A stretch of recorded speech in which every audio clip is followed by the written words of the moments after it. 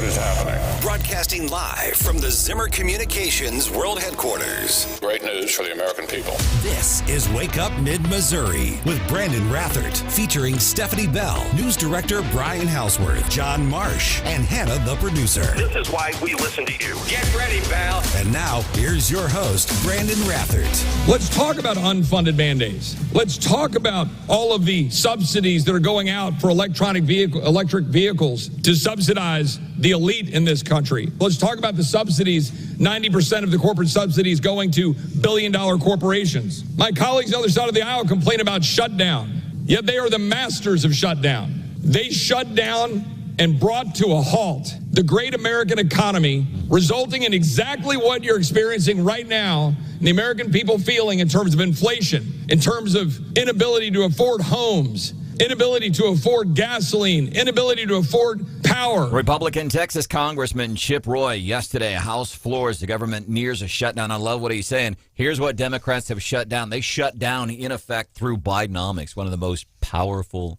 economies in the world. He went on to say, John, I don't know how many points, listen to this, John, Steph, I wonder how many points he gets for this statement. Let's be very clear. If there is a shutdown on Saturday, it is because President Biden, Chuck Schumer, my Democratic colleagues would prefer to shut down the government of the United States than shut down the border of the United States. I'll give him 5 points. Pick him as the winner of the week on a Feel Good Friday at 8:35. I think it's worth more than 5. Mark? Easy. Well, my take on it, wasn't it Congressman Alford, when we had him on the other day, used the term brinksmanship?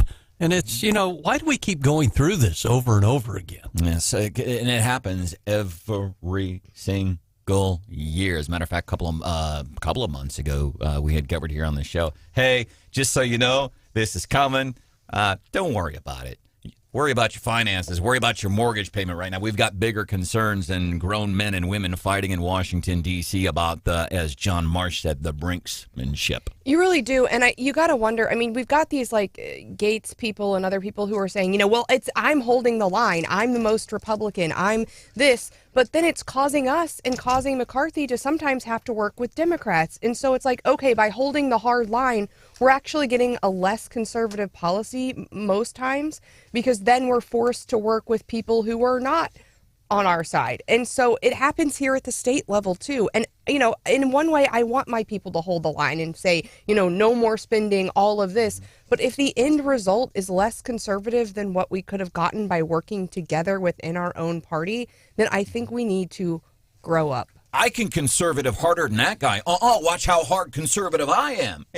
John's right. Brinkmanship. And what you're saying, and I always go back to this. And yes, less spending and all those good conservative values that I call American values, frankly. Then there's reality. We can say we want this and we want that, and we're going to stand firm until we get that, whether it's redistricting maps and all this. We want a 12-0 map. I know, so do I. But then there's something called reality. I think the other thing to follow up, and you're absolutely right about that, the reality is tough. Stephanie, the one point you have to make about the predicament the Republicans are in is it's the slimmest majority I've ever seen in my lifetime a party have. It's just a couple of seats, and if a couple of people are absent, or and that happens quite. Somebody may get sick. You've got Santos with his problems. He barely has a majority to begin with. What they do have the majority, and they can certainly hold hearings. That gives them a lot of power, but they have no room for error or margin if anyone defects, and it's just. And the one thing about the Democrats, you have to say this about them, they tend to, they tend to unite behind each other. There's very little, I don't see very much internal debate on their side.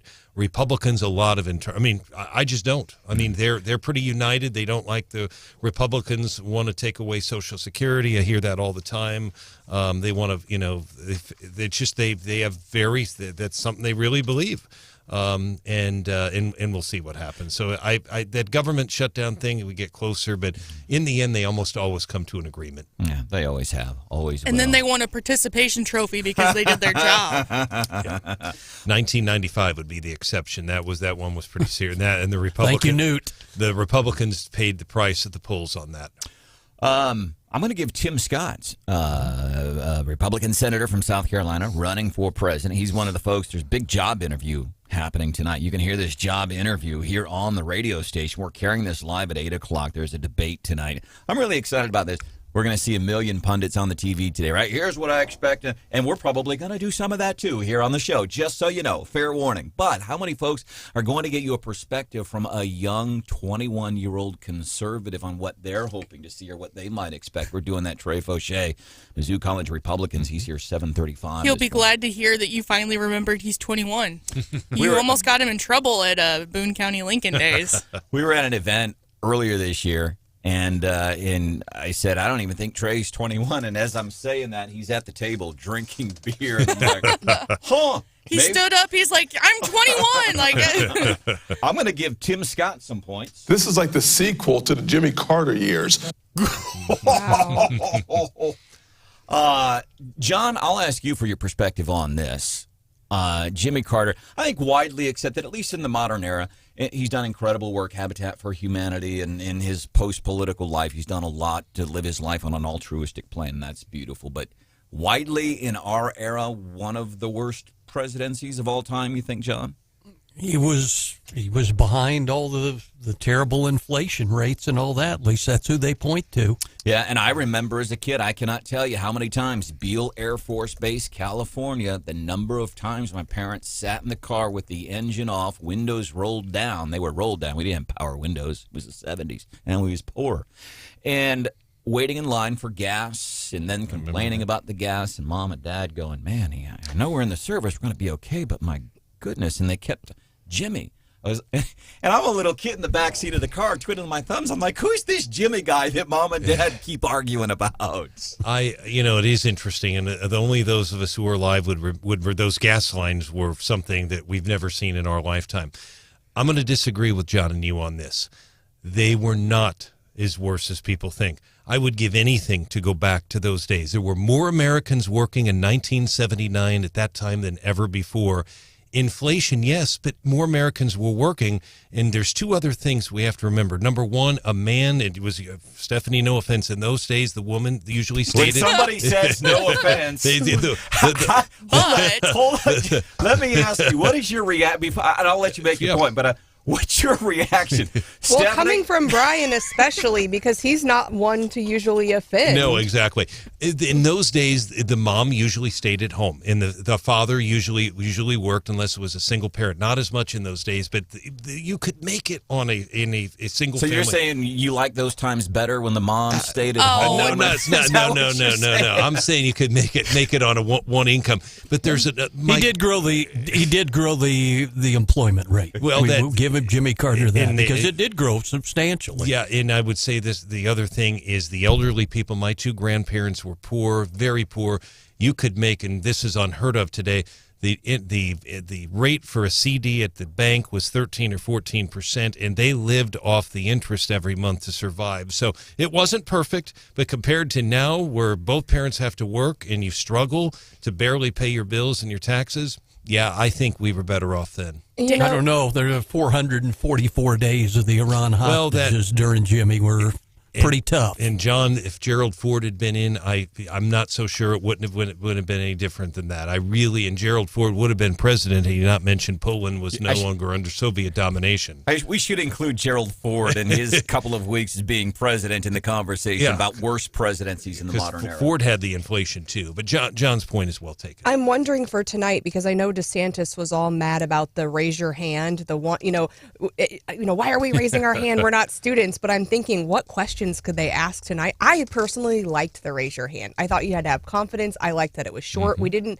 have to listen to you drone on and not answer the dang question. It was just yes or no. And you got to see who had to look at the other people on the stage to see how they were raising their hand. Exactly. So they're at the Reagan Library, so I can see them. Was Ronald Reagan the best president ever? Was Jimmy Carter the worst president? I just want to see people. I hope they do the hand raising tonight, because I actually like seeing people make an actual choice and answer the question. And who was it? Was it Pence or Chris Christie that was like... Chris Christie.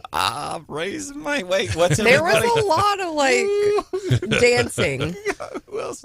You know what story I am fascinated by this morning? Target. Target is closing 9 stores. Wow. Theft. And the reason That's for ironic. How come? I had almost an incident yesterday. Not specifically with Target, but with a Target delivery. What happened? We got a wedding gift in the mail, and it was a big box sitting on our front porch, and it looked normal from the top. And when I picked it up to carry it inside, I noticed that the bottom of the box was completely open. And right along, ripped open, like it got caught up on rollers in the processing center or something? to me, it's a clean cut all the way down the length of the box. It split the tape in half. Wow. And it was completely open. Good news, I guess they didn't like the bedspread I'd picked out because it was still in the box. So wait, a porch pirate or somewhere along the way, somebody wanted to get into your package, steal your stuff. They take the box and they intelligently do it on the bottom of the box, ideally lessen their chances of getting cut. Take a box cutter. They slice it nice and clean. Like, man, I'm alleging. And we open it up, and they're like, this is crap. I'm not even stealing this. Is that I what don't want a happened? bedspread. I want a bottle of brandy. But didn't you just admit about stealing some hot sauce? So now these poor stores are going to have to close because of theft, and you're Thanks in to on Branden. it. Yeah. I stole a bottle of Frank's Red Hot the other day at a Walmart at a mid-Missouri town, accidentally, not intentionally. I had a big package of paper towels or toilet paper, and it's wrapped in plastic, and I'm bored. I'm waiting in line, so I take this bottle of Frank's Red Hot sauce, and I just start jamming it through the hole. And Like a toddler. Yeah, maybe 4 years old. Or like someone who's trying to steal something. But that was not mine. And then so I start, and then I drop it in there, and then I get to chatting with somebody, and then I get home, and I'm like, oh, look what I found. I felt really I bad. should really go back. I said that too. I did. I felt really bad one time. I was buying a bunch of stuff for a new apartment, and I needed a laundry basket. I was throwing everything into this like $40 laundry basket instead of, pushing a cart through the store. And when I got to checkout, I rang up everything except the laundry basket. Oops. Yeah. But did you also say, I should go back and make it right? Did you say that to yourself? Yes, but I didn't listen to myself. Well, but you said it to yourself. I Heart said was it. in the right yeah. place. That's right. Yeah, briefly. Target and what they're doing. Wow. And it's not just about Target. Again, this is about when people complain about politics, I want to draw a line from point A to point B, cause and effect. We'll do that 6:35. Meanwhile, we're getting ready for today's daily DC Rundown. We're getting a ruling from a judge in one of the many Trump cases. Get ready for a bump in the polls for Mr. Trump. I almost said Mr. President Trump. In 3, 2, 1. Daily DC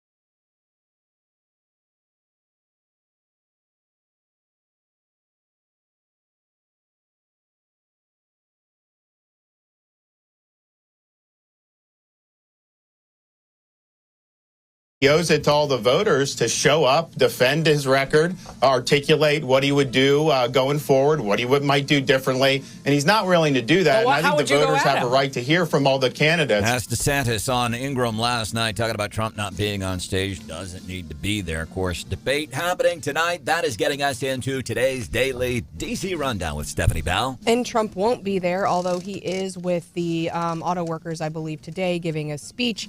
Yesterday, he got a big ruling and was all over the Truth Socials talking about how horrible it was. What did he say about it? This one is about his business practices. He says he's done a magnificent job for New York State and he's done business perfectly. Does Trump ever say that he does anything not perfectly? I was marginal at it at best. Those are words you would never hear Trump say. Perfectly. Well, this is the case about him overvaluing his assets and exaggerating his net worth. The ruling is that he committed fraud in his businesses, and they're even ordering him to kind of like either taking away some of his business license. His lawyers say they're certainly going to appeal, that it doesn't align with the law or with the facts. This is one of the cases that Letitia James brought, I believe, and you're kind of wondering, like, who cares? Like, he overvalued his assets, whatever. I guess when he was doing that, he was doing it in paperwork in a way to get favorable loan terms and lower insurance costs, which is where the fraud occurred. I don't know if that, like, who's the victim when you get favorable loan terms or lower insurance costs? So, John, that was the first reaction that I had with Steph is like, so did he like rip people off of money? And I'm not trying, listen, you broke the law, whatever. But did he rip people off? Did he take money from, women and children? I mean, it doesn't say that he didn't pay back the loan. It just says he got favorable terms. So I guess, does the bank get less interest if you're getting more favorable terms? I don't know how that affects other people necessarily, but apparently it was fraud is what the court's saying. Trump is saying it was perfect. And I'm a believer in the law. The law is the law. But here's the other thing that I wonder is, and we've seen Trump's poll numbers polling for what it's worth go up since these indictments and the stuff in Georgia. They just keep going up. But I'm wondering this. Let's say a Democrat or an independent not sure about how they're going to vote next year. If even a Democrat is going, I don't care what he did in New York, I'm looking at my bank account and I'm thinking about my psyche right now because it ain't good because of the financial situation. You know what? It was good under Trump. So I wonder if that's something as a voter, they're like, whatever. Yeah, I don't anticipate this having any effect on his poll numbers. We'll see how the debate goes tonight. In the meantime, I feel like Congress is playing one giant game of not it. They have no resolution. They've got they've got to come to but they're all blaming each other already. They're like, if this happened Saturday, then they're just pointing fingers and saying, no, it wasn't me. They're getting ahead of it. I tried. Biden's saying it's the House Republicans. The Senate actually did pass this temporary resolution, the continuing resolution that might actually, I think through November 17th, fund the government. It does have the Ukraine money. The House is saying if that shows up over here, it's DOA. The House has passed a rule and they're working on stuff. The Senate's saying if that comes over here, it's DOA. They're just getting further apart, but they're all definitely passing blame on each other. And there's good arguments to be made as it relates to tossing money at Ukraine and say, hey, why don't you throw some money down at the border or maybe get Kamala, let's do something there. And if you haven't gotten your Halloween costume yet, Bob Menendez makes his first appearance in federal court. And I think it's an easy one, right? Like a suit just stuffed with gold bars and cash. This would be a good one. He is going to appear in court. And actually, Cory Booker is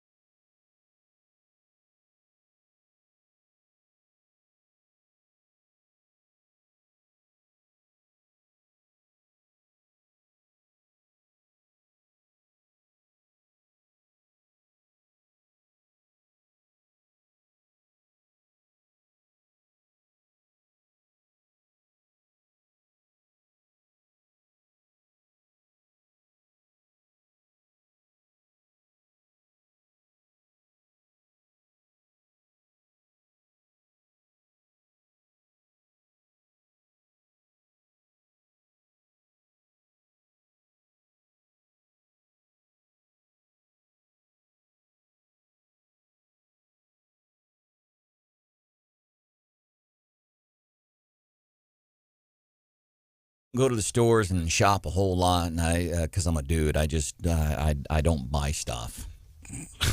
I don't know why. Yeah, just Progresso soup.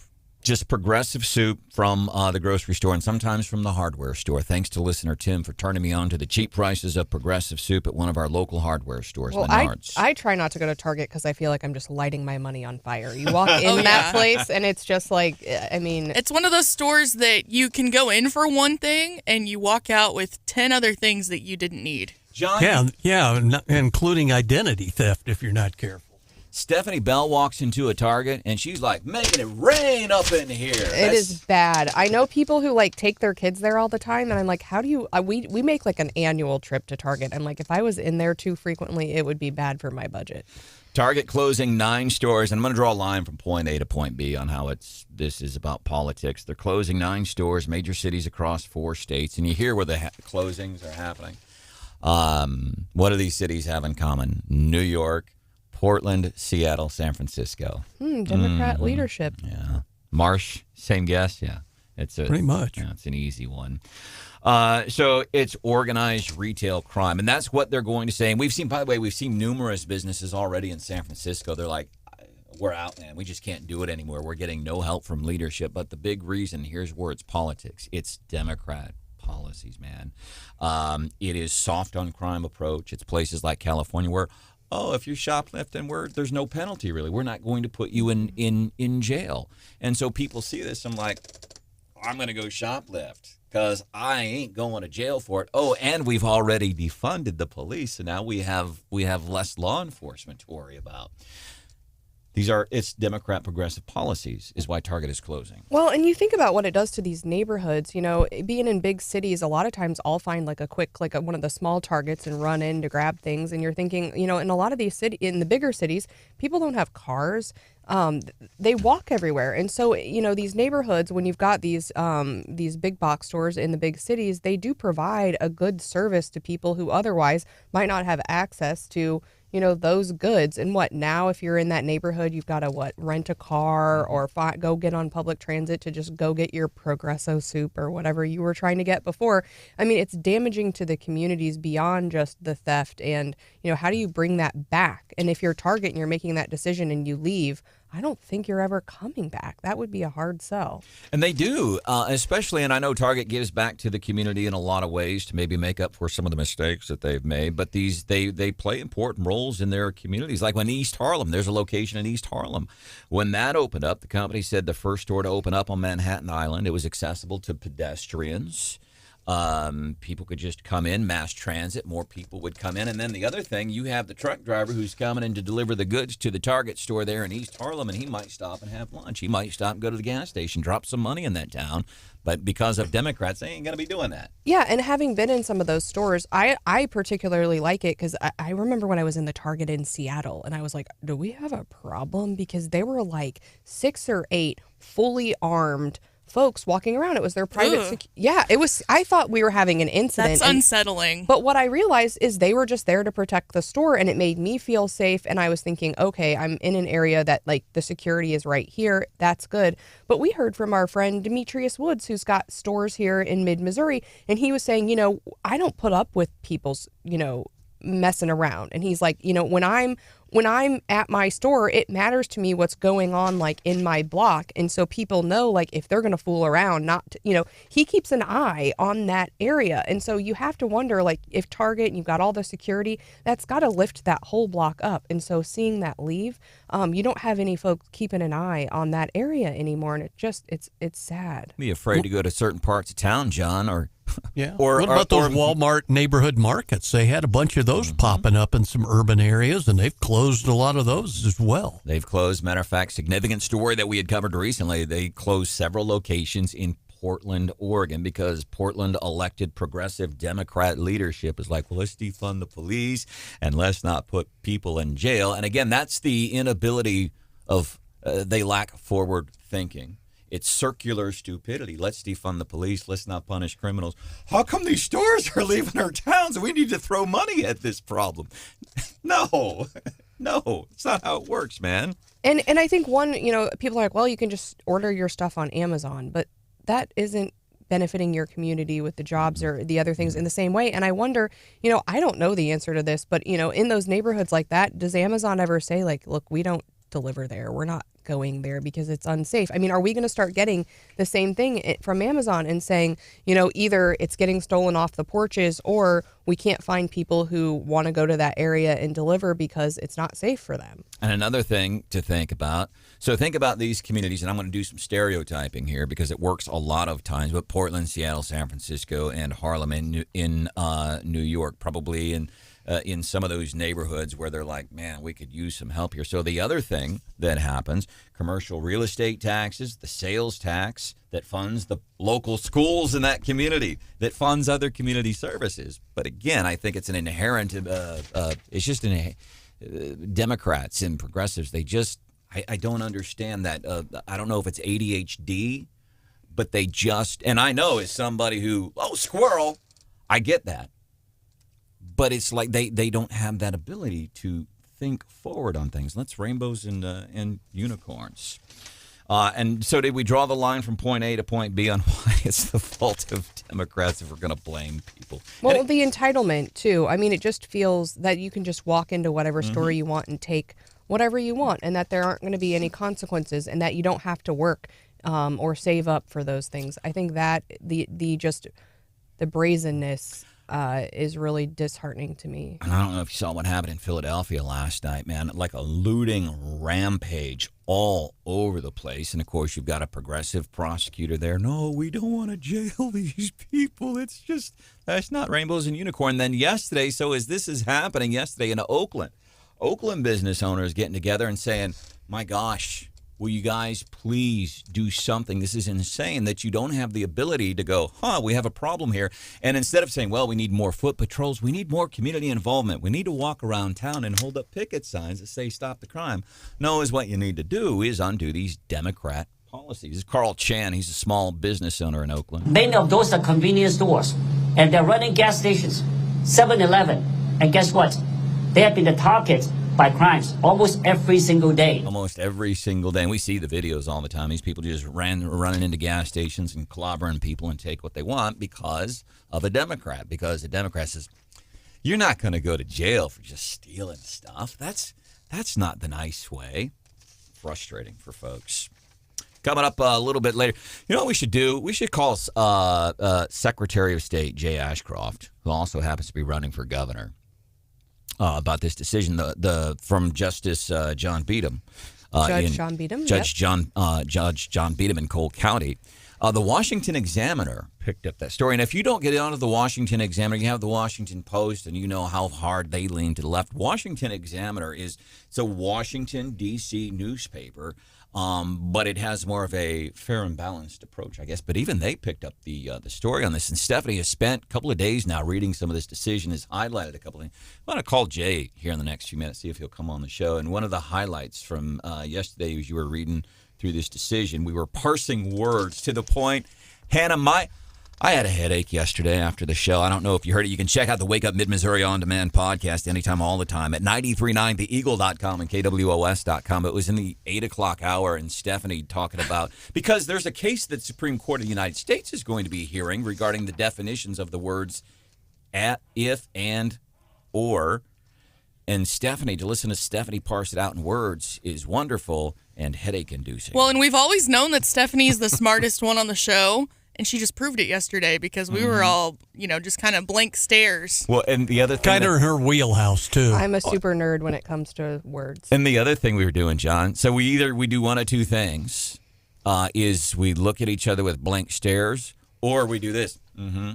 Yeah, I agree with what she's saying. Oh, yeah, I agree with what she's saying. So let's see. We'll see if we get Jay Ashcroft on the phone. You think we try bugging Mr. Ashcroft here and see if he'll... I'll call him at 6:45 in the morning. That sounds like a great idea. Hey, Jay, it's us. You got time to chat? So maybe we'll do that coming up about 5 minutes. Now, one of the things I'm really excited about, so Raven Harrison, she's super sharp. See her on Fox all the time.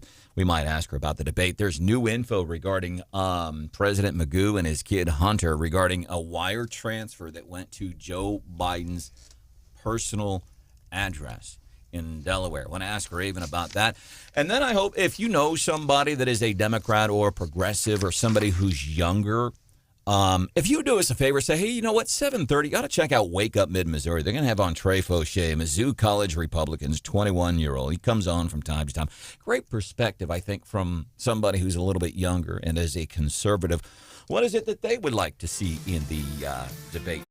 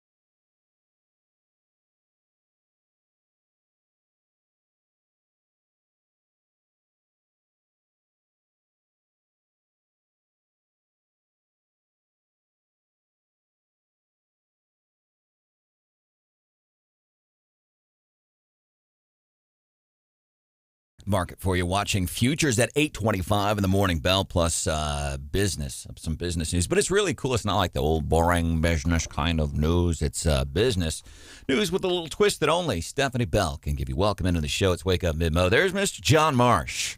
Good morning. You liking our chances of Jay Ashcroft? We asked Hannah before the break, like, Hannah, will you call Secretary of State Jay Ashcroft, see if he'll come on with us and talk about this decision from Judge Beadham? How you feeling? You think he's going to answer the phone? Oh, yeah. Jay's an early riser. All right. There's producer Hannah. Hello. Stephanie Bell is here, too. Good morning. My name is Branden Rathert. It's Raven Harrison, 710, previewing the debate, also talking about the ties to President Mizzou and his son Hunter as it relates to money being transferred to Joe Biden's personal address. Hannah, did you call Jay for us during the break? I did. Is he willing to come on? He said that he hates us. And that, no, I'm just kidding. Yeah, he said he was willing to come on. Secretary of State, Mr. Ashcroft, you on with us? I am. And I'd like to just point out, I don't hate Hannah. Thank you. Well, thank you for joining us. Man, thanks for letting us bug you real early in the morning on short notice. I do appreciate that. Wanted to ask you your take, Judge Beadham, Cole County, regarding initiative petition reform as it relates to the language, as it relates to abortion. Basically, he said, listen, I'm going to rewrite this for you. Jay, your reaction to his decision? I think it's horrendous. I don't think that people of this state, with the language that was approved by the circuit court, will understand what they're voting on. It's not my job to convince people to vote one way or the other. It's not my job to keep stuff off the ballot or make sure it gets on the ballot. It's my job to make sure that people understand what they're voting on. And the language has been so watered down by the court that the people won't truly understand what they're voting on. I don't actually write the first language, if you will. The people that submit the initiative petition do. And the initiative petition language is so loose and so open that it would ban virtually, if not all, laws and regulations that are designed to protect the health of the mother that goes and tries to get an abortion. And regardless of where you are in the debate on whether or not you think abortion is good or bad, you're pro-life, pro-choice, you name it, shouldn't we all agree that people need to know if we're going to be able to protect the life of the mother that's going in for this procedure if it passes? And I'm just extremely disappointed that this language was changed in such a way. It is dangerous. It is unrestricted. It's unregulated if this amendment passes, and the people of the state deserve to know that. All right, Secretary of State Jay Ashcroft is joining us this morning here on Wake Up Mid-Missouri. Jay, talk to us about something you've talked to us about in the past when it was the whole initiative petition reform issue, about confusing language when you go to the polls, not only for us in the media, but the average voter out there. You know, it is the one thing I would say is every voter should always read the actual language of the initiative petition. It will be posted at the polls if it makes it to the ballot. It is always posted on my website, sos.mo.gov, so anybody who wants can read it. And probably the most concerning thing about this decision from the court is they never once go through the language of the initiative petitions and compare it to the ballot title to show why it's good or bad. You know, you can't say whether the summary language is good or bad unless you first talk about what the initiative petition actually says. And people need to know so they can make up their own decision. All right, Secretary of State Jay Ashcroft taking a phone call bright and early this morning. Before we let you go, I'm assuming you, besides being Secretary of State, besides being a GOP candidate for Missouri governor, you're also a registered voter. You go and vote. These things, the way you vote, the way your wife vote, it affects you and your family. Something you're looking for in the debate tonight? You know, I'm looking for someone that'll talk about what they want to do, what their plan is to help Americans, not someone that's going to tear down other people or just look for a good line that'll get repeated. I want to see someone that actually has a plan that'll make a difference for everyone. All right, Secretary of State Jay Ashcroft and GOP gubernatorial candidate. Well, then this is a good opportunity here with about a minute to go. If you are on the debate stage, and by the way, you are going to be debating with Lieutenant Governor Mike Kehoe, who's running for governor, and State Senator Bill Eigel, you're on stage. You're saying you don't want to see people attack other people. You want to see what is your vision, 60 seconds, your vision for Missouri if you're elected governor. We need education reform. We need criminal justice reform, and we need to get the size and scope of the state government under control so people can spend more of their money. We, the people, were not created to serve the government. It was the other way around. Secretary of State Jay Ashcroft, sorry about calling you so early, and thank you for taking our call, man. Thanks for having me. All right, we'll see you. Did you hear? The strike is over. The writers' strike in Hollywood. It's about time. That lasted a while. For a bit. Did it affect you in any way? Not really. No. By the way, you know what? The number one television show, the most watched television show on television all of last week? Travis Kelce's YouTube? The Chiefs and Bears on Fox. As a matter of fact, now here's and oftentimes... I wonder why. Right? And oftentimes a Sunday night or a Sunday or even a Monday night game oftentimes will be the most watched thing. Because remember all the people during the Colin Kaepernick era that said, oh, we're never going to watch football again. Well, they're still watching, apparently. Anyhow, the number of female viewers in every single demo. The stats, the jersey sales, the Instagram followers, they have quantified it all. I think this is important for the Show Me State.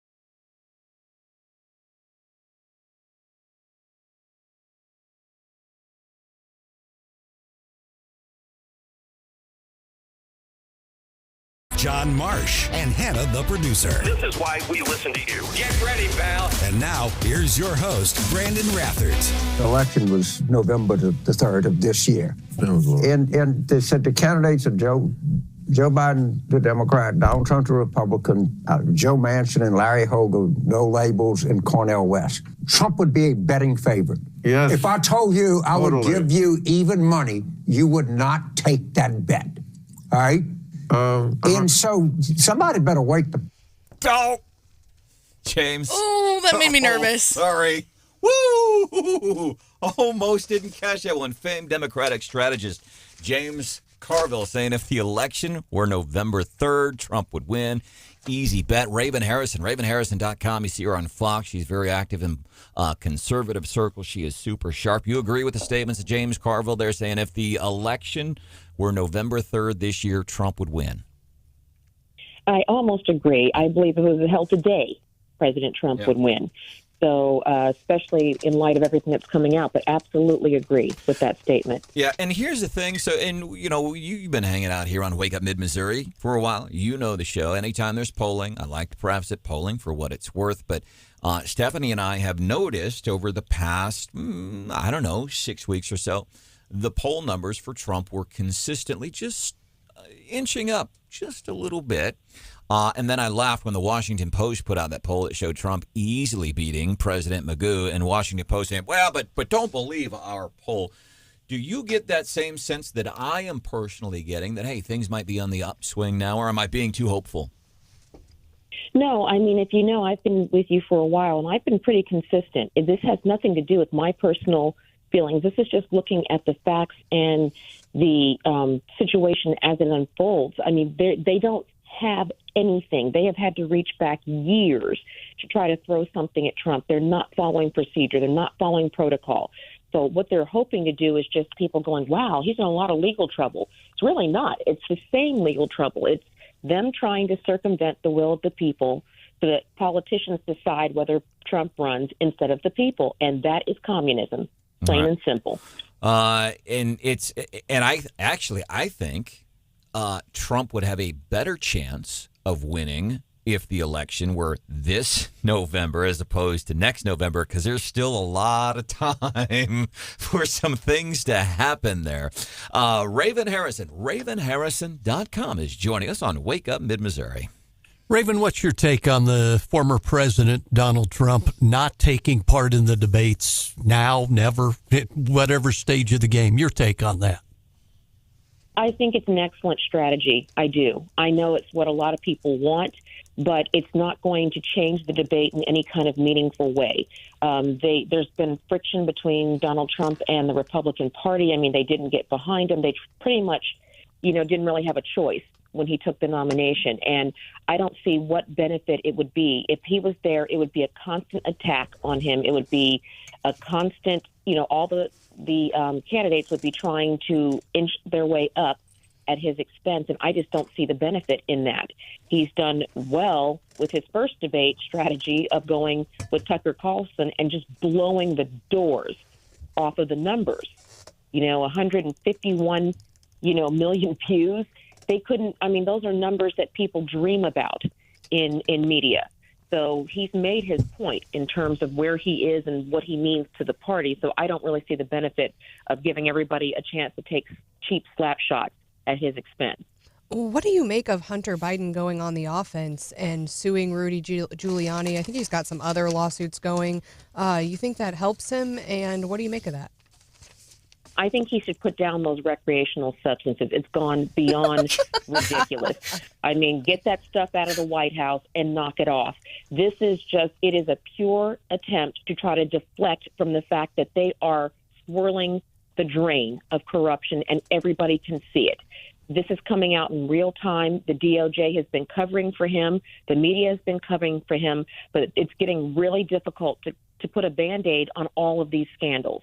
It is impossible for them to continue to gaslight and keep telling American people that these are just a bunch of coincidences that are going on. They've had this mountain of evidence, and any one of us who would have this evidence against us would already be in jail. It is laughable for them to call themselves the Department of Justice and allow this.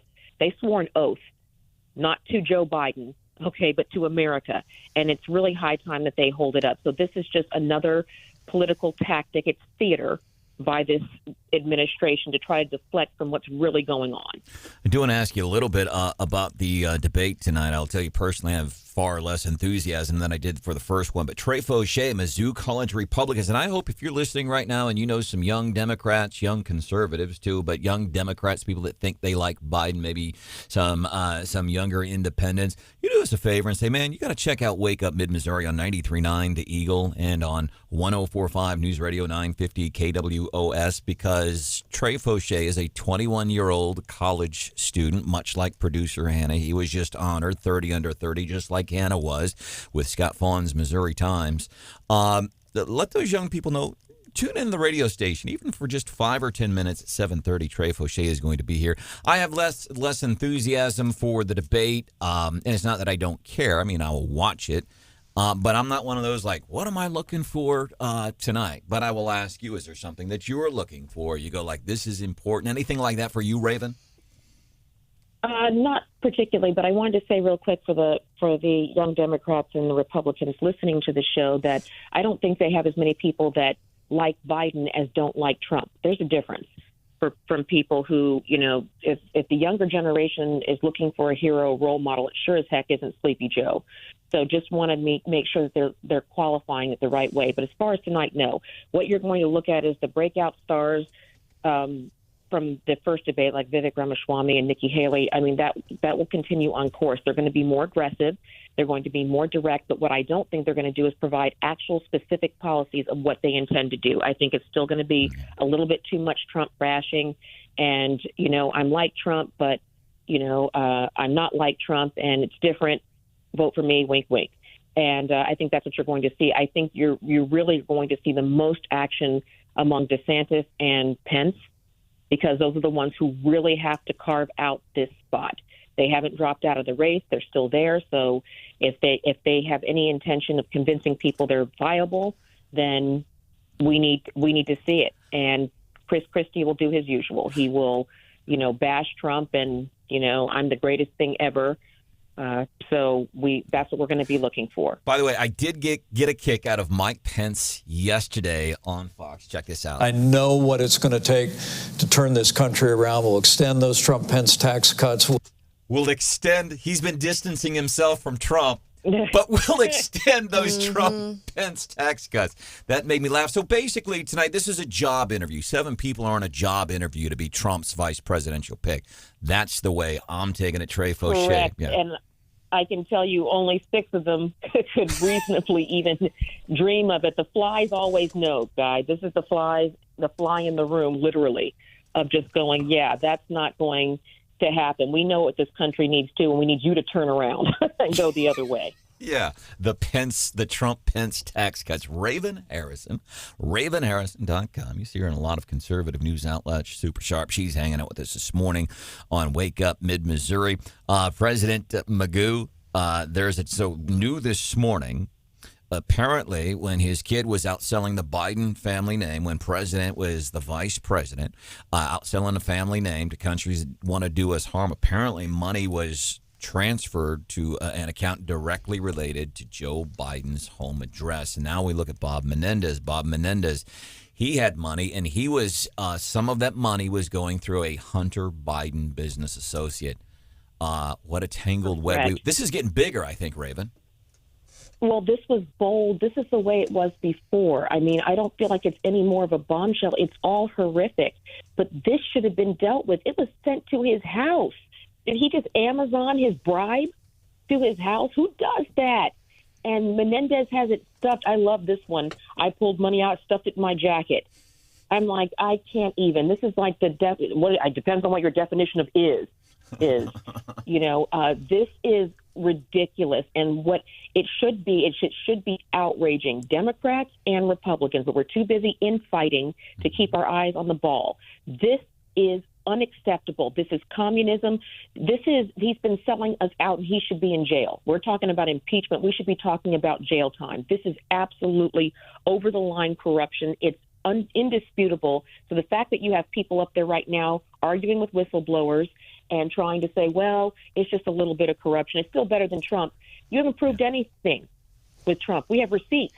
With Biden, we have proof. You have nothing except for you hate Trump. That's it. Yep. And that's not enough to ruin a man's life.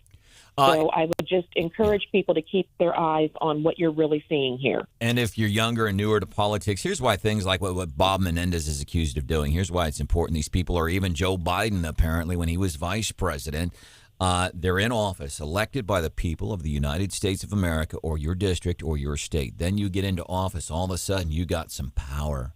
And then you start using it at the sake of the people that put you in office to profit for yourself. That is inherently, it is just wrong. Let me ask you, this is a very personal question, Raven. How much money? How much money you got stashed around your house? Nowhere in the neighborhood of that. Raven Harrison. We could probably buy a couple of pizzas for everybody. As a matter of fact, one of the things we're going to be covering a little bit after 8 o'clock this morning, how much money should you be keeping in your house, for survival purposes, things like that. Yeah. One of the things we're covering this morning. Before we let you go, where are you and your family right now? Where in the world is Raven? We are in Memphis, Tennessee, actually inside the Bass Pro Shop Pyramid. Which I don't know if a lot of people know, there's a lodge in there. So we are camping in a fly fishing camping cabin, and it is pretty awesome. We're going to head back to Texas today. Very cool. Raven Harrison, please check out her website, ravenharrison.com. We appreciate you, Raven. Thanks so much. All right, we'll see you. 874-9390 if there's something that we can do for you. Bass Pro, send her a check, huh? Did we just hear our name mentioned on Wake Up Mid-Missouri? We got the big thing in Springfield, and we got shops all over the place. Did she just give us a free plug? I've driven by that pyramid thing. I've always wanted to go in, and I've never been in there. I didn't know there was a lodge in there. So, and she says, like, camping and inside the thing? Maybe somebody's been there before and can... So, like, those things are inside, like That's like Vegas style. Yeah.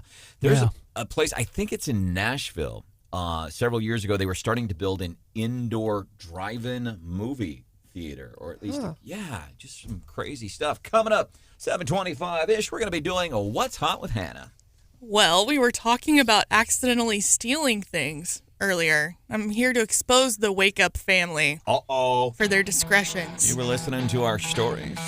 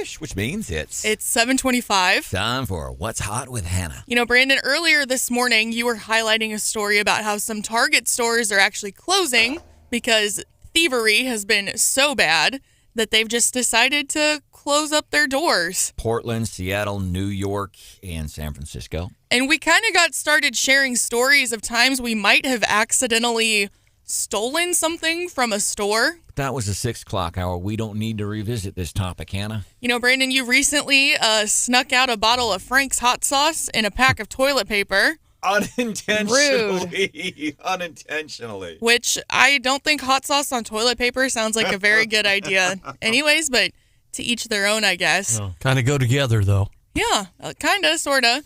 I shared the story of the time I didn't want a shopping cart inside a department store, and so I needed to buy a laundry basket, and I was just throwing my stuff inside the laundry basket, and when I got up to the register, I didn't ring up the basket, just everything in it, and I didn't realize until I got home. The thought crossed my mind that I should have, taken it back and done the honest thing, but did I? No. Not yet. I didn't. Not yet. Not yet. It was a couple years ago. Ms. Bell, is my language accurate? Not yet. In legalese, that's an accurate statement. She hasn't done it, but not yet. It's still stealing. But I asked our Wake Up family members on the Wake Up Mid-Missouri Facebook page, have you ever accidentally stolen something? And then the follow-up question was, did you take it back and fess up? Because they're two very different questions there. And I'm not sure I believe the folks that are commenting. I'm not going to lie. What are they saying? So there's folks like Chris who commented and said that he left Orscheln's and once he got home realized that the girl didn't scan a power unit for an electric fence, which that sounds expensive. And he said he went back and had her ring it up and he paid for it. That's cool. It's cool. Like that's what everyone should do. That's right. But it's what very few people actually do. That's correct. And then Kay says one time she accidentally walked out of the store with 2 different size shoes and she went back to the store and got the right shoe that she needed and walked back out of the store. Really? I just helped myself because that's wow. And then Julia talks about a time her kid snuck something into the stroller and she didn't notice until she went home and she says, heck no, I didn't take it back. That's right, but I made the 2-year-old do it. Here, you stole it. When you were a kid, you ever get busted stealing from your parents? I stole some M&Ms one time from a commissary store, Beale Air Force Base, California, and I thought I'd be cool. I told my parents, well, I stole a candle. And because I thought I'd be in less trouble if I stole a candle as opposed to candy. My dad made me walk my little rear end back in the store, and we were against this glass jewelry case, and I'm sobbing all over the place on this glass case, begging forgiveness from this guy because I stole a 15-cent pack of M&Ms, and I swore I would never do that ever again, and I haven't intentionally. On purpose. On purpose. By the way, I am going to Walmart today to pay for that bottle of Frank's No, Red you're Hot. not. I will. It's on my to-do list. Right. But no, I want to ask the Wake Up fam, have you accidentally stolen anything? Marsh, that you would care to admit? Yeah. No. Is that no, you've never stolen anything accidentally, or no, you would not care to admit it? No. I'll take the fifth, Silence but not is literally. Yeah. Silence is golden there, Mr. Marsh. The thing that's gotten me before is the bottom of the cart. I usually don't put anything on the bottom of the done cart. that before. And yeah, you get one thing and you miss it, the checker misses it, and then you're like, oops. Come to think of it,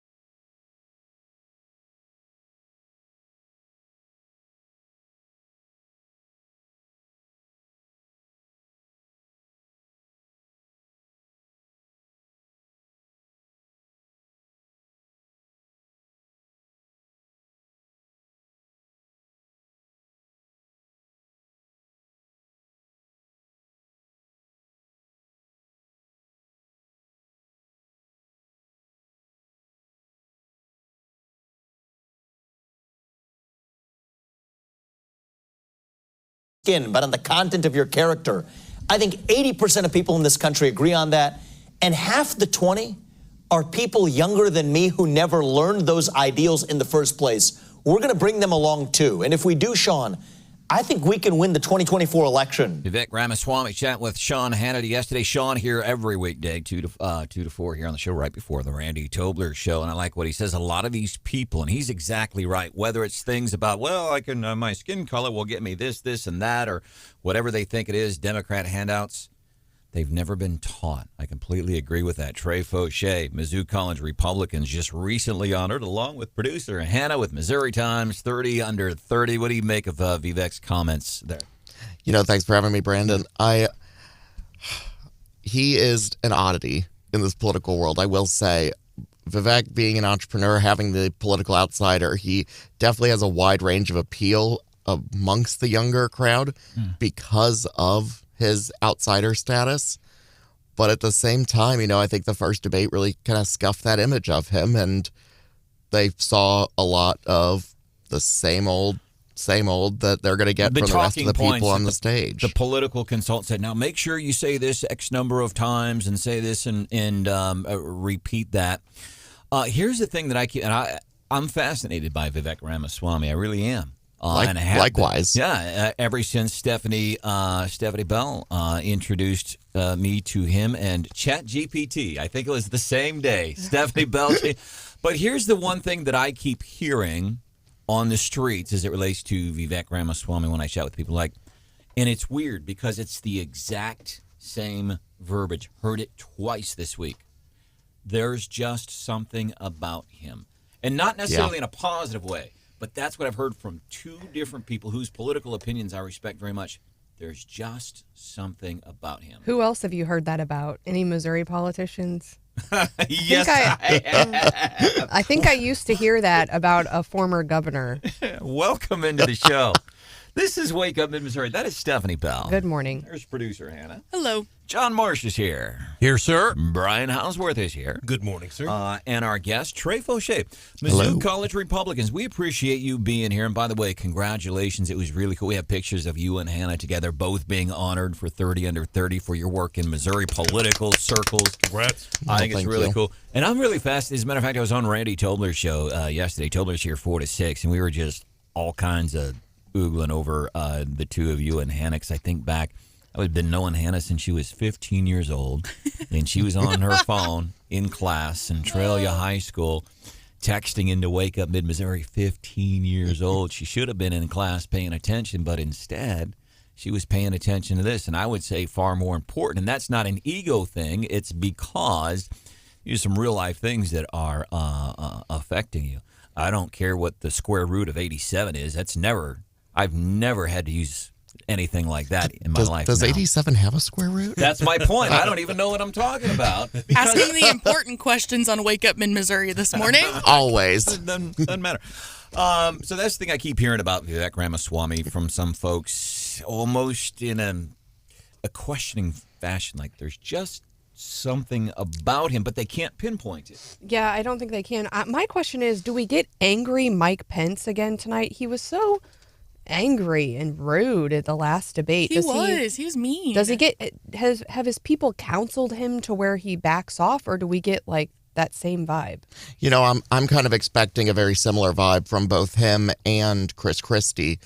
There was the requirements to join the second debate eliminated one person, but there's one key factor in the debate rules that say that you have to sign a pledge to support the next Republican nominee, whoever it may be. And, there are some people on that stage, I absolutely believe, if we were to trust current polling, which of course we take with a grain of salt, Trump will be the next nominee. However, will everyone on that stage tonight support him? I know probably a majority will, but I know there's one or two key actors up there that will not. And you're talking about Chris Christie without knowing that you're talking about that. I don't know that you're talking about Chris Christie. I imagine if Chris Christie's going to sign that pledge, he's taking a handful of Tums before he signs that thing. Says, yes, Trump, I'll support whoever the nominee is. Yeah, Brandon, thank you so much. Trey, congratulations on your honor, by the way, and thanks for joining us live in studio. From your perspective, younger person on the Mizzou campus, student, what would you like to see? I think a lot of these debates boil down to the moderator or moderators. But ideally, a question or two you'd like to see the moderator ask the candidates. From your perspective, what would you like to hear? I think there's a number of topics that are very important to be addressed. It doesn't necessarily pertain to me being a college student, I think, but especially with border security, that's just number one across the board. That one issue, I think, will determine the nominee. Republicans tend not to be single-issue voters, and that's a broad statement, I know, but I do believe genuinely most Republican voters will be voting based off of a series of issues, border security being one of them, abortion being another. There's a number of topics that we really hope to see raised tonight, and depending on where that list goes tonight, I think we'll really play to the strengths of some candidates, play to the detriment of others, and we'll just have to go from there. Trey Faucheux, Mizzou College Republicans, joining us this morning here on Wake Up Mid-Missouri. Conservative politics, the debate take from a younger point of view. So you think, more than the economy, you think for conservatives it's the border and abortion? Don't get me wrong, the economy is a very serious issue, of course. However, when we look at generic Republican policies, with air quotes for those who aren't watching, it's very, how do I want to put this? So are you trying to say the economy's a given? Everybody at this point knows the economy blows, and it blows hard. So that's already a done deal, is what you're saying. Everybody, whether you're independent or Democrat, we know. Now, here are the next issues that I'm starting as I shape my opinion. Okay, I like this person, or I like Nikki as it relates to the economy. Okay, now what do you have on illegal immigration? Because we Exactly. See, okay. There's just, the economy is the one thing that will drive voters out to the voting booth or to the caucuses in Missouri. The question then becomes, well, what gets them excited? I don't think anyone gets excited about voting for, I'm going to vote for this guy. He has the best tax plan. I'm absolutely in love. Nobody gets like that over a tax plan, at least not in my experience. Maybe you do, Stephanie. You're giving me a little bit of a look. But Stephanie's the super... I've already claimed the nerd status today. But, you plan a lot of events for college kids, and I've had to do that, too, where you're like, okay, what speakers are we going to have? What are we going to talk about? And you kind of, you can tell when people are getting excited about a certain topic or a certain person. So, when you're doing that for the college kids, what do they want to talk about? What gets them ramped up? Yeah, we a lot of our discussion meetings are oriented based around, so the way the organization is structured is we'll do 2 discussion meetings every month. What we try to do is one of them will be centered around a topic in the news, something big going on. Last month, our first meeting was a discussion about who do we want to see in the White House? What policies do we want to see in the White House? And stuff like that post 24. But we also, every month, also try to do one about big conservative values and actually examine, well, what do we as college Republicans actually believe? And that's kind of, I think, the core of the organization itself. Listener Shelley has a question for Trey Faucheux. Mizzou College Republicans, different point of view on the debate. One candidate nobody talked about after the last debate was Tim Scott. What do we expect from him? Is he done? Listen, I like all of the candidates. I would be happy with any of them. There are some that I would be happier than others, and I like Tim Scott, and I think he would have, I think to independents and maybe some regretful Biden Democrat voters, he would have some appeal, and I hate to say it because he checks some of the boxes, but the other boxes, the most important boxes that he checks are the boxes that matter, the economy, conservative. I call them American values. Your point of view, Tim. I say he's done, and not because of anything wrong with him. No, I completely agree with you, Brandon. Tim Scott's definitely an interesting character. He has the capability to bring up a lot of important issues in the debate, but as far as I'm looking at this, I do have political experience. I kind of know how the wind blows in a lot of these circumstances. Tim Scott, unless he radically changes something, he's unfortunately not going to be progressing any further, I don't think. The other thing I wanted to ask you, we keep talking about a younger conservative's point of view on whether it's news of the day, whether it's the presidential race, whether it's the debate. And, all of us really here on the Wake Up Mid-Mo family, whether it's Marsh, Hannah, Steph, Houseworth, myself, you, we've all kind of, been running around in the same circles for a while. Do you feel that, so I'm 52, you're 21, 31-year difference. Holy cow, I could be your father. He got it right. He finally remembered your age, Trey. You said you're 51? 52. 52? Mm. So I believe, nope, he's 51. My dad is 1 year younger than you. Ouch. All right, I'm out.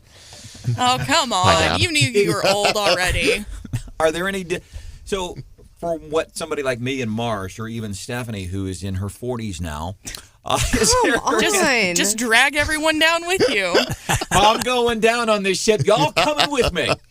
Are there differences in what concerns me as an American, as a conservative American, as opposed to you and some of the other college Republicans that you hang out with? I think that there are issues which separate us, the abortion issue being a very serious one. There is no time in my life where we did not have abortion as a protected right under Roe v. Wade and Planned Parenthood v. Casey. Excuse me. I don't think that, because as conservatives, you and I are bound by a very common ideal in a lot of ways. And because of that, it's not necessarily that we have different beliefs. It's that the reason they're important are different. For me, for example, the economy, if we're going back to that one, I'm looking at something that if we're going into another financial crisis, I'm going to be dealing with that for hopefully a long time to come, as I have a long life in front of me. I've tried to say this in the nicest way. All right. Hey, I know we only said. Yeah, thanks, Trey. Man. Sorry, John. Can you hang out for a little bit? Because I want to. Absolutely. I do want to do. You want him to stay after that? Yeah. John, do we want to do that? Would be all except for this. We'll come back and ask Trey another question. Okay. I mean that I have comparatively longer. I'm old enough to be your father. Words matter. How about this? Okay, what do you got? Or are you just glad to see me? Part 3. We'll do that. Yes. And then Trey Faucheux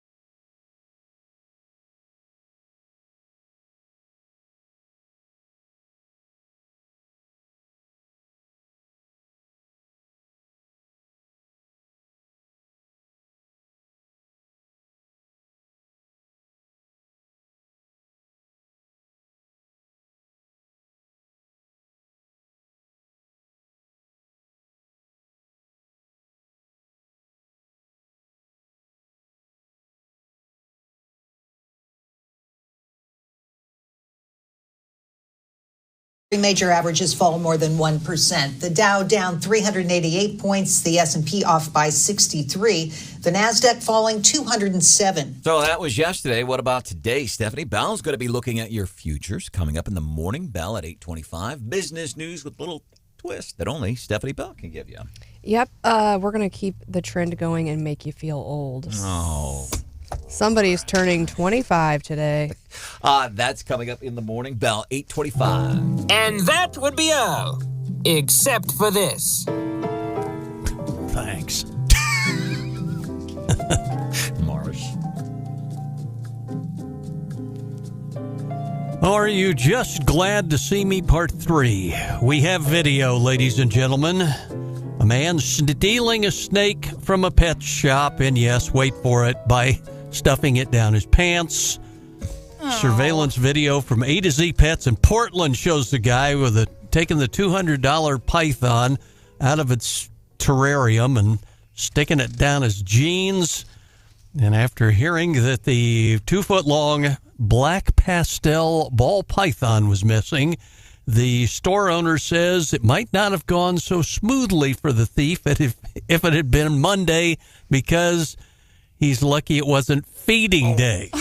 Feeding days are on Monday, and they're very, very hungry, and the snake might have confused something else for the baby rat it gets on Monday. Yikes. Police say they're still looking for both the suspect and the snake. All right, that would be all. Except for the snake. Except for the snake. Good work. Our guest, by the way, hanging out with us here on Wake Up Mid-Missouri, producer Hannah, Stephanie Bell, John Marsh. I'm Branden Rathert. Trey Faucheux, he is with the Mizzou College Republicans, 21 years old, just getting a different take on what we might see in the debate tonight. Now, Trey, I know you and I have talked about this before, but I know in my social circles, I feel as though the future of the Republican Party is going to see a lot more almost libertarian-leaning, opinions when it comes to social issues and kind of sticking more to that conservative economic policy. But I'm just curious to see, are you seeing the same thing, or are you seeing something different? What do you think the future of the Republican Party is going to look like? I had a feeling that...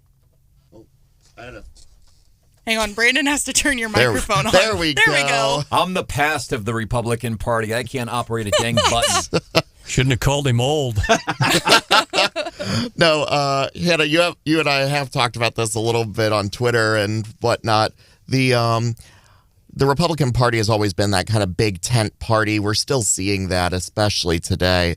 College Republicans, I'd say we're at about 50-50 on the social conservatism versus social libertarianism, and that, I think it just is a matter of, the Republican Party is that big tent party where we have a wide range of views to be expressed while all fitting under that Republican tent.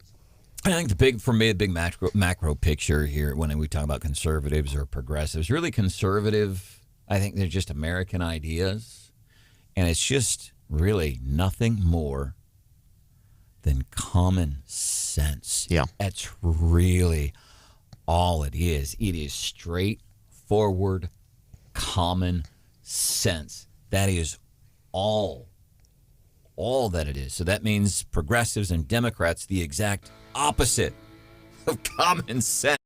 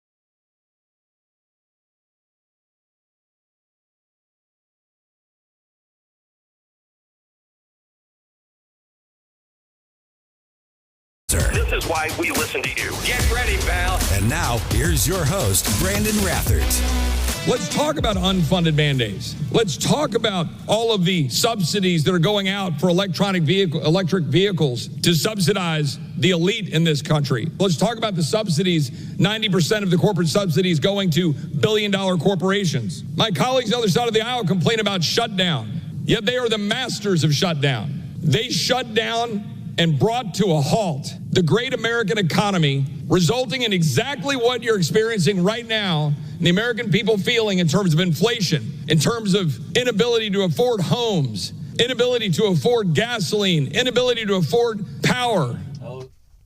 All true statements from United States Congressman Chip Roy. He's a Republican from Texas, and I love that he's talking about those electric vehicles. You know, one of the big stories this week, Ford said, hey, we're going to pause, stop, put on hold, cancel building a factory. He's going to make batteries. A couple of reasons. Number one, some really weird ties to China. But the other thing is they don't think it's profitable. And I'm going to go big picture here. I think is what's happening is Ford says, you know what, we're not going to make these batteries because here's why. We know Joe Biden is going to lose this presidency. Joe Biden will not be president come January of 2025. He just ain't the guy in the White House. That means we are not going to be forced to build electric vehicles. So you know what? We're just taking it now. Well, let's forget about it. And it's not very profitable. If it were so profitable, I guess they would keep doing it. Here's the other thing I wonder, John. I'm just thinking, I'm spitballing here. The number of people that listen, I don't have anything against electric vehicles. What I do take exception to is when somebody who's an elected servant says, you have to buy an electric vehicle. You will do this. That I take exception to. I've got nothing against electric vehicles. I don't think right now at this point in time I would own one. They're expensive. They're expensive, and seriously, check out what it takes to build an electric vehicle, to mine the materials, to make the batteries and everything else involved. And I'm sure you've probably already done all this research. But here's the thing I don't understand, and if you can't answer it for me, I would love to hear it at 874-9390. Back in like 2011, like 0.2% of the cars sold in America were electric vehicles. Latest stats, 2022, 14% of cars, 14% of vehicles bought last year are electric vehicles. So there's the growth in electric vehicles and people changing different light bulbs they've used over the years and now different kitchen appliances, all these green energy things. But climate change continues to get worse. That does not make any sense to me. We've been doing all these things, and you tell me, you better buy an electric car. The planet's going to blow up. The ocean is going to boil, and you'll be able to pick your shrimp out of the ocean already cooked. What a beautiful thing. If we're doing all this... Because China. I mean, if we're, they're not doing anything. Yeah. So if we're doing all of these things, and we now have... coming up on 15% of cars are now electric that are being sold, and all these other things we've done, but the temperature keeps getting warmer and we're still on the precipice of death. It just doesn't make any sense to me. If you can explain that, please do. Government's probably going to shut down Thursday. Brian Hounsworth is here. Is it going to be a shutdown, Thursday, Saturday? My sense is they will come to an agreement of some kind. It just I don't have any inside information. Truly, no one knows. But your gut. My gut feeling is it will be resolved, but I just don't understand why. And everybody goes on television and says, we do this all the time. We do this all the time. But it seems like, McCarthy or Jeffries, the both of them could get their people in line and get them into the Capitol and say, we got to get this done. But why does it always take until the last minute? I just don't understand it. It makes no sense to me, but I am assuming it will be done. If it doesn't, we'll see what happens. And again, if there is a shutdown, it's not really a shutdown. Social Security checks will go out, but there will be issues. So we'll see what happens. Here's the thing, personally, and I'm not saying it's important, unimportant. It's not going to affect me. I don't really care. And because of the soap opera antics to it, it's not going to affect me. I don't think it's going to affect you. I think the only way that I worry that it affects me is who gets blamed for it. And right now, people are already pointing their fingers, and people are saying, "Oh, it's not us, it's those guys," and posturing. And I do think it could be reflected in the current polling. I mean, if Republicans get blamed for shutting down the government, I think that's a bad look for us. And so I do worry slightly about it in that way. Chip Roy, he was not done pointing fingers yesterday. Let's be very clear.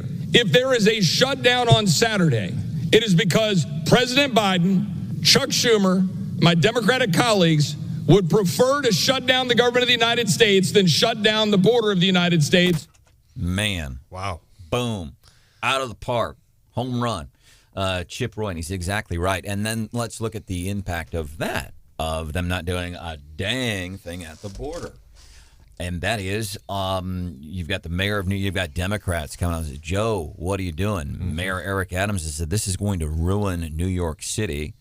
You've got, I think it's the governor of Massachusetts. She's called the National Guard in because they cannot handle the number of illegal immigrants. You have people losing their minds in Chicago because they're going, you're taking all of this taxpayer money and you're helping these people that are here illegally, yet we're Chicagoans and you ain't doing nothing for us.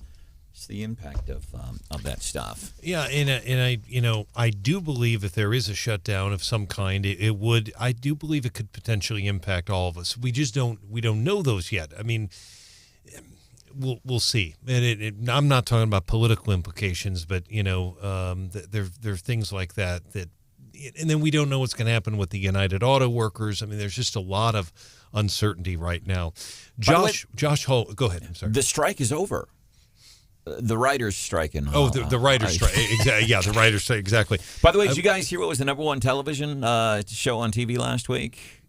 It was the Chiefs and Bears. I'm assuming the Taylor Swift. Yeah. Yeah, and more impressive than that, Stephanie was looking at the female numbers for people that were watching, and the increases in females that were watching the Chiefs and Bears. It was huge. And remember that. And I think this is kind of important for Missouri. And I'm not, whatever Taylor Swift. But remember, her fans caused an earthquake one time. They did. That's how rabid they are about Taylor Swift. I was going to point out as well, the thing that we talk about politics that really grabbed my attention yesterday is the progressives hammering Senator Josh Hawley because he went to the picket line. He was there 24 hours after AOC and Cori Bush was there. He went to the picket line in Wentzville, and the Senate Democratic leader, John Rizzo, basically, I can't repeat what he said on Twitter. Stephanie, I knows what I'm talking about, so I'll leave that part out. But called him a scab. And there, a lot of progressives, legislative candidates are critical of him as well. But he was there on the picket line in Wentzville. But Rizzo had the pretty strong comments there about the senator from Missouri. All right, some things a little bit closer to home. Supreme Court, Missouri, today. Jeff said, the Supreme Court in Missouri here. By the way, I love the topic yesterday regarding SCOTUS next week, hearing cases that have to do with the definition of the words and, if, and but. So what are we covering in the Missouri Supreme Court? Well, they have oral arguments today and some big-time issues on their docket. They're hearing 4 total cases, 3 that are important to us. One has to do with attorney discipline, and so we'll leave that one out. But these others have to do with bills that were passed and something that we voted on in the last election, but bills that were passed in the last session. One has to do with a public safety bill that included the Officers' Bill of Rights. That one is, I think, the first on the docket. The second one does deal with the homeless bill, that HB, 1606. And both of those challenges really have to do with what people call Hammerschmidt challenges, the procedural way in which bills get through the House. There's lots of different requirements. I think both involve, original purpose challenges. They've got clear title challenges, I think, at least in one of those. And so it has to do with law. There's specific provisions in the Missouri Constitution to prevent log rolling, to make sure people know what they're voting on, all of these kind of things. And those are often ways that pieces of legislation get challenged. Depending on how the challenge comes about and what the bill is, sometimes the whole bill goes down, and sometimes the court severs out the offending provisions of the bill. So I'm not sure exactly how that's going to go down, but the oral arguments are today, and then we would expect decisions from the Missouri Supreme Court pretty quickly here. And, that could affect, again, these really important provisions. I mean, the legislature didn't pass a whole lot last year. And so two of those bills are before the Supreme Court. And then also the other one, Mayor Quentin Lucas has sued the Secretary of State and the auditor over, if you recall, we voted on the Kansas City police funding.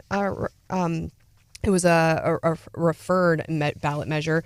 We voted for that, but he still challenged. Apparently, he had issues with the fiscal note summary and what was told to voters about the fiscal impact of that.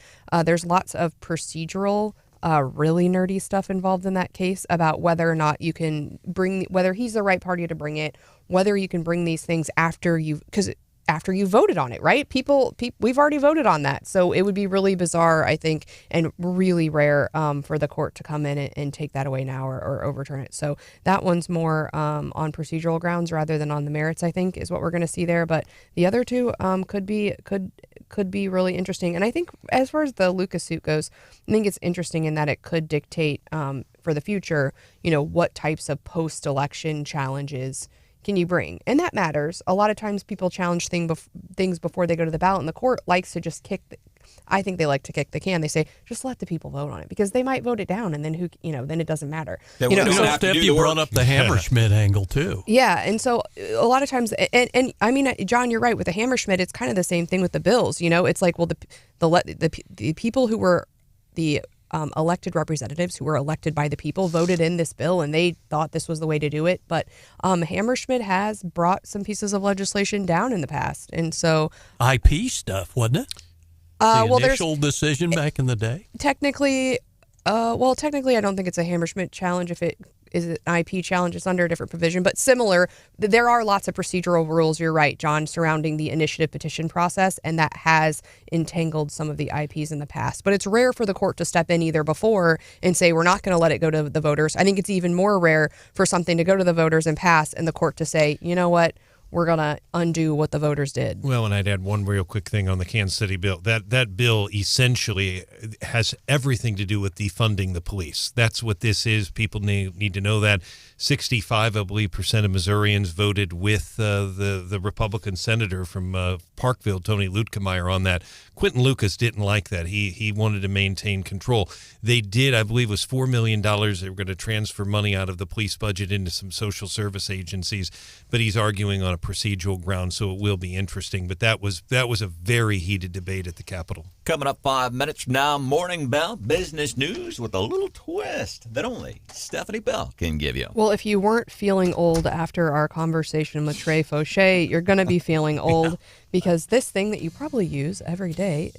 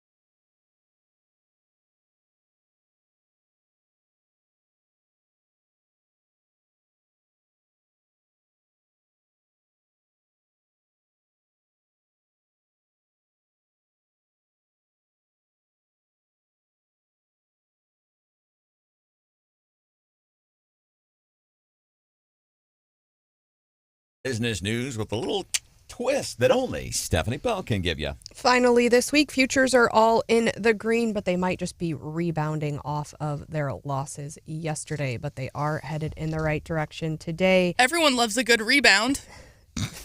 Yes, they do. All right. Well, if you weren't already feeling super old after our conversation with Trey Faucheux, upon which we found out that Branden could be is older than Trey's dad. Trey Faucheux, Mizzou College Republicans, was hanging out with us. By the way, worth going back to the podcast and checking out today's 7 o'clock hour. And you can always get Wake Up Mid-Missouri on demand anytime, all the time by going to our website, 939theeagle.com, KWOLS.com. But he was talking about age. Because our question for him was, we talk about younger conservatives, what do they think? And the question was, is it different from what a guy like me or John thinks from a younger conservative? And it went off the rails. Turns out I'm older than a dude's dad. Well, I can't believe I'm actually older than this because it's something that permeates every aspect of my life. I use it multiple times a day, and I'm thinking, what did I do before that? I don't know. So today, Google turns 25. That's why the weird thing when you get on to Google.com. Yes, they brought back, so they've got a doodle, which is kind of one of their iconic things, which also is not 25 years old. We'll get into that. But Google is turning 25. They've got that. They've also got their spinner. You know, they like Easter eggs, but they've got a spinner at the bottom. So you can spin. I wondered what was up with that. And over the years, they've had some interactive doodles, and then they've also had doodle games. So there's a spinner that if you spin and land on something, you can play one of their games today. They brought those back in celebration of their 25th anniversary. I think you can play something like Pac-Man and some other. Are you playing, Branden? Yes, I have been actually throughout the entire show this morning. All right. Well, there are some fun Google facts that I thought we should go over just so you can have some fun at work today if you're playing the spinner and playing with your friends. They've got the doodle. Oh goodness, the doodle wasn't always around, but the two guys who started it were going to Burning Man. And kind of as a joke to all their employees, they changed the O in Google to a stick man just to remind their employees, hey, we're at Burning Man or whatever. And everyone liked it so much that the doodle has become kind of part of their whole brand. And now, and so it's really fun. They've archived all the doodles. So if you're into Google Doodles, you can go back and look at those. The original name for Google, does anybody know? I didn't know this. Does anybody know that? No idea. It's back rub. Can you imagine? Let's Really? Google this. Ew. What do you say? Let's back rub this. I was going to say, how Ew. different would life be today? Ugh. If we Don't said, like that. If you search back rub right now on Google, you'd probably get something that you don't want to see. Okay, so where did the name Google come from? Because I didn't know this either. So it's a twist on the word Google, which is Googol. And that is a mathematical term, kind of like when you're taught a million, but it's represented by the numeral 1 followed by 100 zeros. So million, billion, trillion, and way down the line is this Google spelled slightly differently. And they said the name was, that term kind of hints at the infinite amount of data that would one day be represented by this search engine. So the doodle with the Burning Man stick figure starts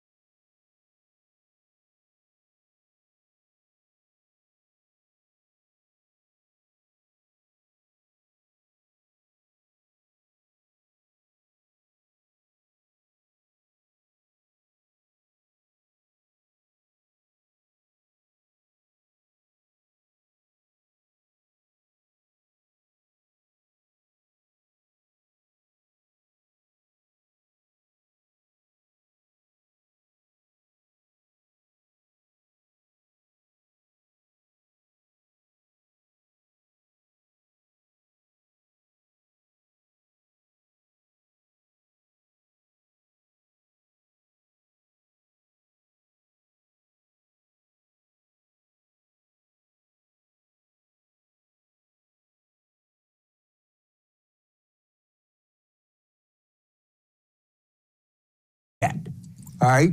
And so somebody better wake the... Oh, James. Easy. James, famed Democratic Politico, saying that Trump would win today.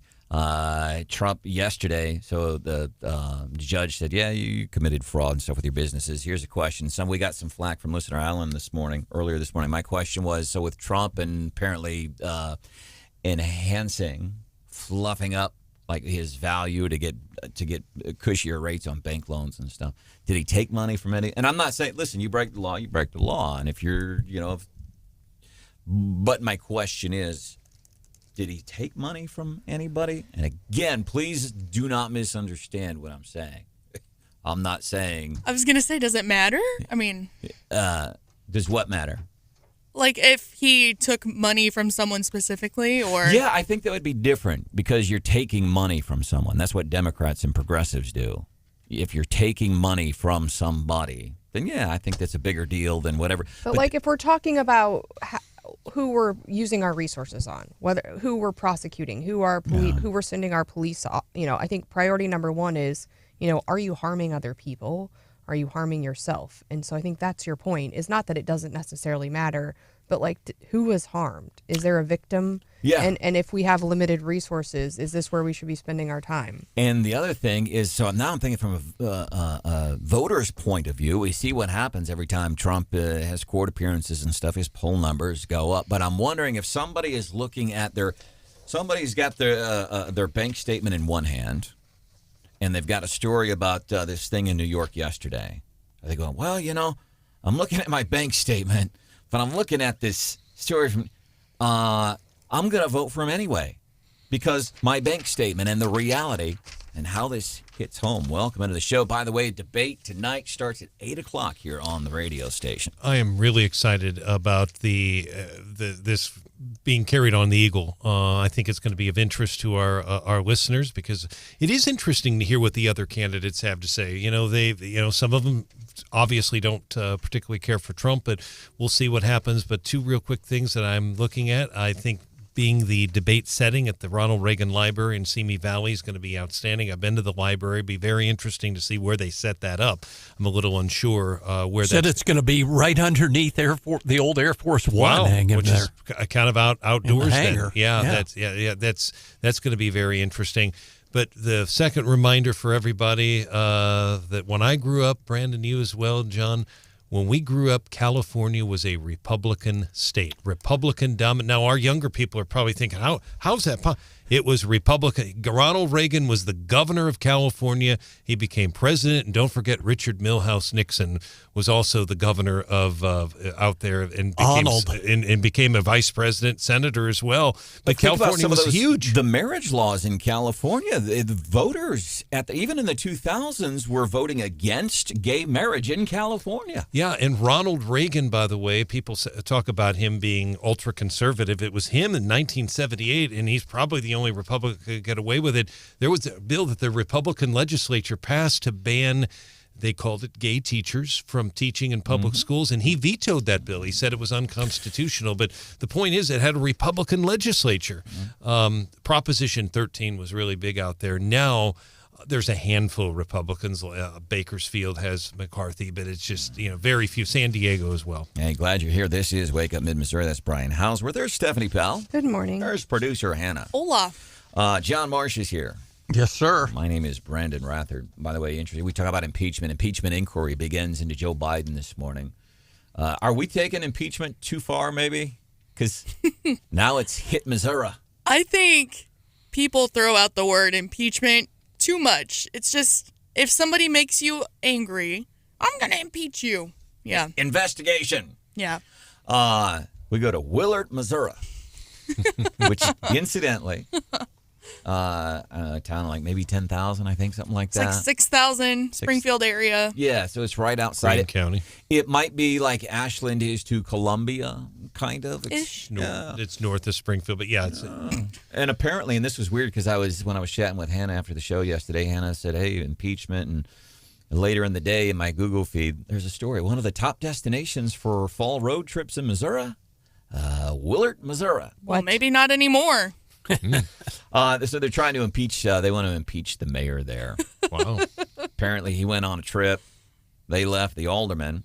They hired some gal to be the city administrator. While the mayor is gone, mayor comes back, fires her, and now it's a soap opera. They filed articles of impeachment against the mayor of a town of 6,000 people. And this is a legit news story. Like our sister station down in Springfield was reporting on this yesterday. Yeah, and it highlights, and it's not terribly far from Springfield, but again, it highlights, not knowing anything about the story or what happened there, the importance of local news. Because in that community, and I would say there's interest in Springfield as well, but in that community, they're probably I would assume they're very divided. That's usually what happens in those small towns. It divides the community, and whoever the reporter is, good luck, because you're going to get criticized by both sides. Well, we're kind of laughing about this small town Willard, but this is not like, this is part of the MO of local governments are contentious anyway. But remember in Kansas City when they first voted to defund the police, they waited till folks were out of town and then did it in the middle of the night. It kind of sounds like what happened in Willard. They haven't tried anything like that in Ashland, have they, Councilman? Not that I know of. And yes, when one or more of us are out of town, we communicate with one another and are kind, but we get along pretty well. I can imagine there were times in the past where maybe, there was some more monkey business going on. And John will remember many years ago, they had a soap opera down in Holt Summit. Remember the former mayor down there? I believe he was kicked out a couple times. But he kept getting reelected. It was just, again, very local, but it definitely caught the interest. People in Jeff City and Columbia wanted to know about it. All right, welcome into the show. Quick clip. This is Clay Higgins. He is a Republican congressman from Louisiana. He's talking about Bob Menendez, the senator from New Jersey. By the way, he's got some backing. All these folks, including the big one that folks were waiting on yesterday, Cory Booker. Folks were waiting. What is Cory Booker going to say? Should he resign or not? Bob Menendez actually getting some support from a really interesting place. But first, Clay Higgins. Oh, what tangled webs we weave. We've learned two things this morning. Joe Biden apparently got money wired to his personal residence through Hunter Biden in foreign countries. They're working on that. Also, there is a tie into Bob Menendez. Apparently, Bob Menendez had money go through a Hunter Biden business associate. It is a very tangled web we weave. And I want to ask Steph, you're like, how much money should we be keeping around the house? But check this out. So Cory Booker yesterday said, yep, he should resign. He is getting backing, though. Senator Bob Menendez is from Tom Cotton, Republican senator from Arkansas. He's saying... he is threading the needle. Oh, yikes. He says he should not buckle to calls from Democrats to resign amid corruption charges. He says he doesn't want to allow Democrats a chance to save face and hold on to power. And basically, he's also saying he should get his day in court, and the Department of Justice right now doesn't have the best record in not being corrupt. So let's give this guy, let's send it to the jury. Yeah, and by the way, it's not, you can say the charges or whatever, but he's lost the confidence of the folks that he's got to work with in D.C. and I don't know, very likely lost the support of his constituents. But I got to wonder how much money, and $500,000 almost in cash and gold bars just lying around the house. He said, well, that's what we do. That's where we keep it. How much money should you have just lying around the house? I will say I have absolutely none. Right now, I probably still have the same amount of money in my wallet that I had yesterday, which was $1. I think I have the most I've had in a long time. I think I have $25. So experts say... And there's varying things, but a couple $100 or 2 to 4 weeks. Now, I do know when I lived in Florida, and every time we had a tropical storm, there was a run on grocery stores, gas stations, and ATMs. People would line up at the ATMs to get cash in case tropical storm turned into a hurricane and it got real crazy. You wanted to make sure you had cash because cash would still work even when you don't have power. Well, and that's what there's all sorts of disasters. I guess he's way up north, but I'm thinking I wouldn't want that much cash in my house, like house fires, floods, natural disasters. I wouldn't want not only my house, but my $500,000 in corrupt funds to go up in flames if I had a problem. Because it didn't sound like, it wasn't in a fireproof safe. It was stuffed in clothes. He's lying around. And then again, you're thinking, I'm sure you got people in and out of your house. I don't know. I would be Remember really those nervous. preppers TV shows they used to do? Those guys, they'd go, oh, you need 1,000 or 5,000 laying around, and they'd hide it in the water bottle and put it in the back of the sleeping bag and all that stuff. Yeah, that's the other question is, like, where do you keep it? I remember, was it Dave Ramsey? It was somebody where, like, you were supposed to, like, frame it behind, like, a picture and, like, hang it on your wall, and then you could bust it open if you needed it. But, like, I don't believe in that. But I guess, yeah, I want to know, how much cash do you keep stashed around your house? You don't have to give us your address. That'd be kind of weird. But also, where do you keep it? That it's kind of it's crazy. Here's one thing I do know. Back in the day, my second wife, when I was drinking and doing stuff like that, and she would, come and search my stuff, like, where is he hiding it? Where is he hiding it? The best hiding place. She would look all over the house. And this, I don't know if this would relate to money. She would look everywhere. The tank behind the toilet seat. She would look here. She would look above the door jambs and all this stuff. She would look at my clothes and in my pockets. She thought you were just, like, rolling in cash or something? No, she was looking for other stuff that I shouldn't have. Shame on you. Right. The one place she never, ever looked, and it worked, she never found it. I'm going to share that coming up in Leftovers. And what happens when you bring a billy